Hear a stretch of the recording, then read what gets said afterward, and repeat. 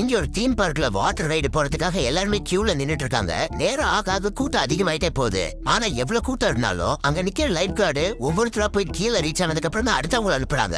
இத ரொம்ப நேரமா பாத்துட்டு இருந்த ஒரு குரூப் நிக்கிறதுக்கு பொறுமை இல்லாம ஒருத்தர் பின்னாடி ஒருத்தரா கண்டினியூஸா போய் உள்ள குதிச்சிடறானுங்க. அதை தடுக்க போன அந்த லைஃப் கார்டை சேர்த்து உள்ள தள்ளி விட்டுறானுங்க. சரி உள்ள குதிச்சவங்க கீழே போயிடுவானுன்னு பார்த்தா மீதி ஆளுங்க வர வரைக்கும் அந்த ஸ்லைடர்லயே நடுவழியே ஒருத்தர் மறைச்சிட்டு உட்கார்ந்துருக்கான். இப்படியே 20 பேர் பக்கம் உள்ள குதிச்சிடறானுங்க. ஒரு கட்டத்துக்கு மேல அது வெயிட் தாங்காம அந்த ஸ்லைடரை ரெண்டா உடஞ்சு 3 பேர் கீழே விழுந்து போய் சேர்ந்துடுறானுங்க. மீதி ஆளுங்க அந்த ஸ்லைடரோட நுனியில தொங்கிட்டு இருக்காங்க. அடுத்த நிமிஷமே போலீஸ்க்கு கால் பண்ணிடுறாங்க. அங்க வந்த ரெஸ்கியூ டீம் அந்த ஸ்லைடருக்கு கீழே ஏர் பெட்ட போடலான்னு பார்த்தா எல்லா பக்கமும் கம்பி கம்பியா இருக்கிறதுனால சரியான இடம் கிடைக்காம போயிடுது. சோ லேடரை யூஸ் பண்ணி ஒவ்வொருத்தரும் அங்க இருந்து காப்பாத்திட்டு இருக்காங்க. இப்படியே அதுல இருக்கிற எல்லாருமே காப்பாத்திடுறாங்க.